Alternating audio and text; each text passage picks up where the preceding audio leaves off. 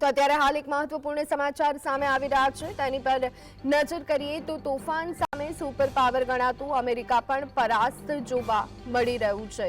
જે રીતની સ્થિતિનું નિર્માણ થયું છે ત્યારે અમેરિકામાં વાવાઝોડાએ અત્યારે હાલ ભારે તબાહી મચાવી છે।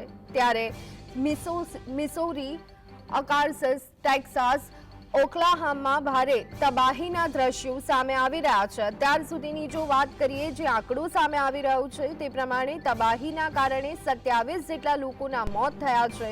130 કિલોમીટર પ્રતિ કલાકની ઝડપે પવન ફૂંકાઈ રહ્યો છે ત્યારે અનેક વિસ્તારમાંથી તબાહીના દ્રશ્યો સામે આવી રહ્યા છે। સ્થાનીય પ્રશાસન જે છે તેના દ્વારા બચાવ કામગીરી હાથ ધરવામાં આવી છે। તો તોફાન સામે સુપર પાવર ગણાતું અમેરિકા પણ અત્યારે હાલ પરાસ્ત થઈને બેઠું હોય તેવું જોવા મળી રહ્યું છે।